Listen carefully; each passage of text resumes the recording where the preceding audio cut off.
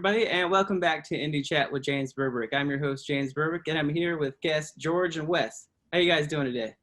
Good. Doing great. Thanks for having us on. Thanks. Glad to have you on as well, and glad you reached out to me. And big fans of your work, checked it out and everything, and it looks like it's pretty cool stuff. You got a lot of people working on your newer projects here. It looks like. Yeah, lots of people. Yeah, I see the guest list just growing and all these. Like, wow, I know a lot of these people. It's a big list you guys are doing. Small big world. Yeah, it is. It really is in this film industry. So, what got you guys into film industry? So, I'll start with you, George, first. Then.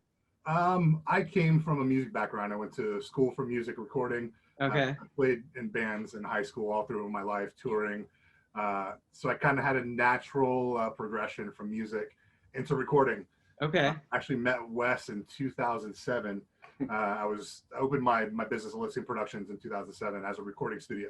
Okay. I met this guy, and we ended up doing a bunch of music promotion stuff. We did Throwdown Music Festival, which is 78 bands on 3 stages in the heart of Fairfax City. Good. We did, what was the other one? Rock for Kids. Rock for Kids, the Children's Hospital. That was a good one where we were able to unite a lot of bands together to help raise money for Children's Hospital to be able to buy toys for their. I think it was like a teddy bear toy closet. Yeah. Wow, that's amazing. And then from there, I picked up the camera one time. I started filming my kids, their summers and stuff, and posting them on YouTube. And then I just, it's just that natural progression from one entity to the next, and I was hooked. And then when I bring stuff into post from video now, I have that natural musical sense about. I love cutting the music as much as I love cutting the video. Okay. Yeah. Yeah, for guys that are into music, it makes my job easier when I can find that perfect piece of music that just makes the whole thing flow so well. Yeah. Yep. So thanks for being the guys that helped make that possible. Is that the same for you, Wes? Or did you worked with him and it kind of just pushed you into it as well? Mine was a little different. Okay. Growing up, I was always in a movie theater. That was my Friday nights. That was my Saturday afternoons. That was my Saturday nights. I wasn't the kid that went to the parties during school, during high school, even before that. I was always in the movie theaters. I think at one point, like when the Goonies came out, I think I saw that maybe 8 times in the theater. In like a month and a half run that it came. So it's like from being young to an adult and just, sitting there, the lights go down, just that entire atmosphere, seeing these actors on this giant screen, it just, it pulled me in, and I always told myself, I said, I want to do that. I want to know what that's like. And then meeting George, and George will tell you that, I always have just crazy ideas. I mean, literally, it's like when we would throw these events, I would just be like, let's do this and this and this, and what makes this our family special is that he can take these crazy ideas at my head and he's like, okay, let's bring these back down to earth and let's make them make sense. But we have this budget. Wes's budget is yeah. But and then moving forward, having my first opportunity to actually I work as a background actor on a film, seeing all the moving parts and seeing how everything is done and seeing how the director's working, the AD is working. I mean, everybody from the sound to the actors to the background actors, seeing how everything comes together. Right. It just it was magic, and I wanted to do that as forever. Okay. Yeah, it's kind of the same way with me. Is that I knew early on and watching him on the screen, I was like, I want to do that as well. Right? Yeah. You almost become like friends with those actors in your mind. It's like those characters, it just, they become a part of you. And as you grow, it grows with you. So. Yeah, definitely. Like I am like kind of shy in person, but like bigger celebrities that I've seen on the screen and stuff, I can just like walk up to them and like, hey, because I'm like, I've seen you my entire life kind of thing. Right? Yeah. So what's the big thing that you guys are working on what is it called? Right now, it's a Volkov Origin, which is it's a series that we are in development with. It started about a year and a half ago, 2 years ago almost now. Yeah, I mean, if you're talking from the very beginning, we were able to sit down and put together a pilot of a concept of these characters. And it's funny because the original concept of this was, I approached George, I wanted to just shoot a like scene, 5 minutes. like a scene for a reel. Okay. And I had this whole thing of, you know, what it's like when the hunted meets his hunter, you know, and that conversation. And then it was after about a month of discussing everything, this character was developed, and then this character showed up, and then we have, okay, then there's this person, and what if we bring this person in? And that's what's been really exciting and fun to see these characters grow, not just from the original thoughts of thinking about them, but to see them come to life. And then during the pandemic, obviously everything got shut down. Right. To be positive about it, I think that may have been the best thing for us. It helped us take a seat and really go through the script, right. Take out a bunch of the fluff, you know, that would take away from the storyline. Right. It was a blessing in disguise. It's crazy. It's crazy to think that if COVID didn't happen, our film would be coming out next month. You know, but now it's September next year. But Okay. We took the concept from the characters from the original pilot that we had shot. That it did well. I think it won over like 40 awards around the world, which I didn't know. We didn't know what was going to happen because it was more of a comic book version of the original idea that we had. We wanted to make these characters just outrageous and bigger than life. We wanted to show you just a situation that would happen. And from the ideas, you know, we were able to take all the thoughts that we had and send them off to Europe. One of our other family members that are in part of the Volkov Origin family is Ralph Morse, who extremely well known in the film industry. I mean, he was Stormtrooper in Empire Strikes Back, Return of the Jedi. He's been in movies like American Werewolf in London. I mean, shows like Doctor Who. I mean, he's theater and film and music. That's his life. Yeah. He was able to take all of these ideas about these characters. I mean, you know, like going back to my crazy ideas, and he took them and actually put that into form and gave us a dialogue, a screenplay. From there, what made it even more special is that I could take my ideas, Ralph's words, and hand it off to George, and he was able to now show it to you visually. And that, what's exciting about that is our film family has grown. Like I said, we have I think from the pilot to now, we've had over 100 actors from all over the country, people, you know, that have come and given up their time and really believed in what we were doing.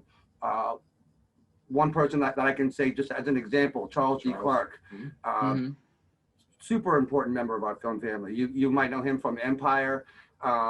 He has been in numerous films. And Charm City Kings. Charm City Kings. Okay. He's in that.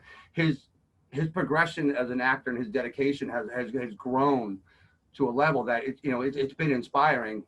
And now he's a producer in Volkov as well. Exactly. It goes to show, like, you know, we bring everyone together into this family, and there's just so many characters in this story, which I think is the most exciting part. It's called Volkov. I mean, it is based on a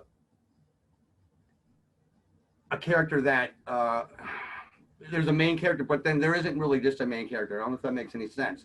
There's so many characters that are involved in this. Right. As it spins and turns, you know, people are going to relate to different people. You know, Agent Faith, it's not just about Agent Volkov. Shepard, Right. Volkov. I mean, and you're going to see Volkov, the origin. You're going to see him grow. So up through that, you're going to see, you know, his life, and just, we want to give something for everybody. And what you take from it's what you take from it. But I think the best thing is the concept where, you know, it came from a very dark place, a very difficult time in my life. That's where Volkov was. And, you know, Volkov, you know, coming, just the name itself originates with the wolf. And to me, it shows strength. Yeah. And when you see Origin, you'll understand what George took all the ideas that I had, and not only going to show you visually, what I say, visually? Yeah, sorry. Visually, and you're going to hear the audio, the soundtrack that he put together, the tagline, "The mind of a man is capable of anything," goes to show that it's all summed up into that. So. Yeah. So is there a trailer somewhere or anything that people could check out as well for it right now? On the YouTube page, Elysium Productions, or go to facebook.com/Volkov Origin. Okay. We have a teaser out right now. Right. It's a small clip.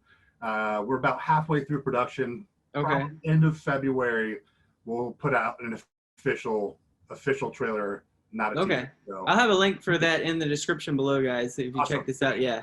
Yeah, please check it out. Yeah, definitely will. All right, so what's the next thing you're working on? I saw that you said you're working on something Santa Clara, or what's the? Well, during the pandemic, I know George had he put together this really interesting concept called Judith Basin. We were able to touch on right before pandemic shut us down. So we have a little teaser out there that's about that. But during this process, there's a story that I've been obsessing about for over 10 years, and I haven't brought to his attention yet, because he's kind of like, hey dude, pump the brakes. Let's yeah. Let's we like to focus on what One we're thing doing right now, because yeah. like I said, he kind of keeps me under control, you know. Right. That's the story that I'm really excited about. And during the pandemic, I've been doing a lot of watching of Netflix and Hulu and Amazon Prime and HBO. I've just been watching everything. Right. So, yeah. you know, and I've noticed that a lot of talk online is about reboots and things like that. And I'm done with reboots. Me too. The Lost Boys has always been one of my favorite films. Yeah. I love the concept of, you know, taking the story of Peter Pan and moving it towards vampires, hence the name The Lost Boys. That's where I get it from. And it's just, there's a lot of different dialogue in the film that kind of connects with the Peter Pan story if you go back and listen. Okay. But I was curious to see if things are going to be moving in that direction, what the vampires of Santa Carla would be like 33 years later today. And so I kind of put together a concept, an idea of revisiting that, but telling you the story to where you have, you know, I can't even get into it because it's like, we want to pitch, but basically I want to pay respect to the original film. We won't talk about the spinoffs, but the original film, but instead of trying to redo that, bring it current.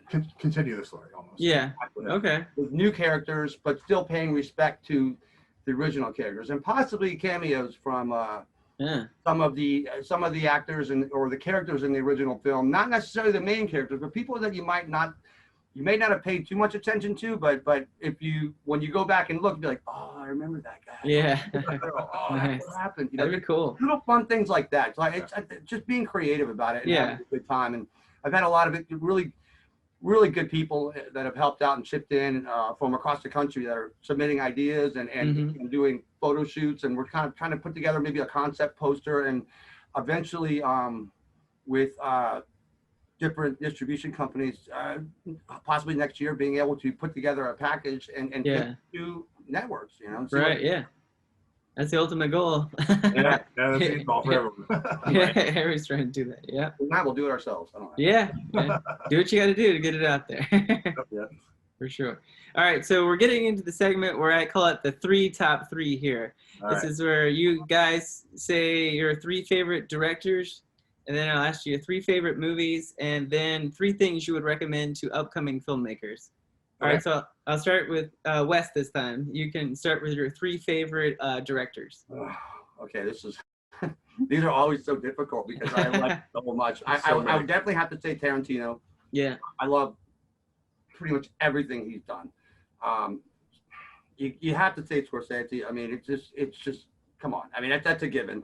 There's so many givens. So I'm going to throw my third one. It's going to be something completely different. I'm going to say John Hughes. Johnny, okay, yeah. Well, he mastered the 90s. Hughes, we're older, so he's I dated myself there, but I mean, John Hughes created the films that we grew up on. Oh yeah, he dominated the 90s. So I had to throw that in there. So yeah.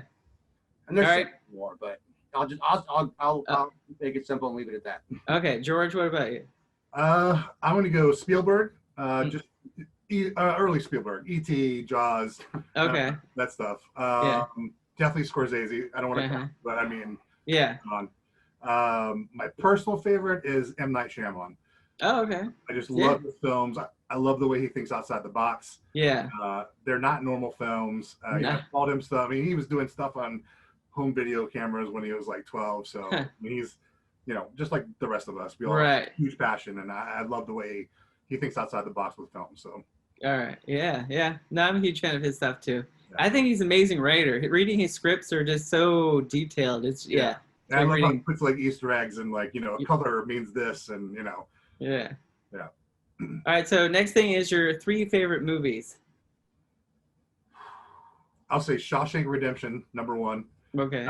You know, it's moved to like daytime TV on Saturdays for like a marathon, and I'll watch a marathon, you know, all day long with it. It never gets old to me. Gotcha. Incredible cast, incredible story. Yeah. Silence of the Lambs, and probably Big. Okay. And Wes? This has to be one of the hardest questions that someone who's obsessed with movies, because I love so much. If I had to, oh man, this is rough. I'm gonna say True Romance. Yeah. Okay. Continue. Yeah. I know, obviously not a favorite of everybody's, but it's just there's something about there's certain scenes in that film that I can watch over and over and over again, and the collection of actors that were involved in that film, it's just it's amazing to me. I'm gonna say Goodfellas. Okay.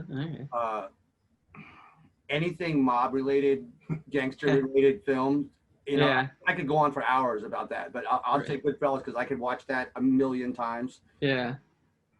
This is the hard one because you got one left. I know, and it's just I'm going to say Raiders of the Lost Ark. Okay. Just because I love it. Yeah. You know, but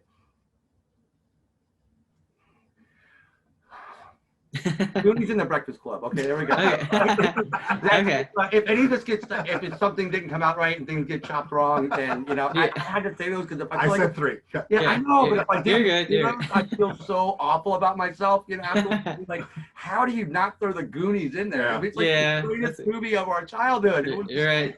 It's a great. It was the journey of it was the adventure of all adventures as a kid. You know, you could relate, but that's why I said Raiders of the Lost Ark, because it's still, that was the adventure every dreamer could imagine. It was amazing. So those are my 3. I'll say that. All right.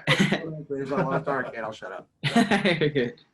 And then 3 things you would recommend to upcoming filmmakers. George or me? Both, or whoever wants to go first. I'll go. Okay. Always learn and be open to learning.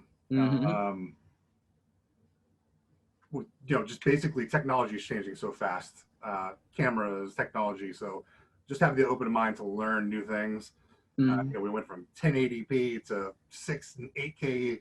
I mean, there's a 12K camera now. I mean, you know, it's getting crazy. It's going to get to the point where our human eye can't see it, and they're doing stuff. But you know, technology, that stuff. But be always open to learning stuff, especially on set. If you're a director, a new director, learn lighting, learn audio. You know what I mean?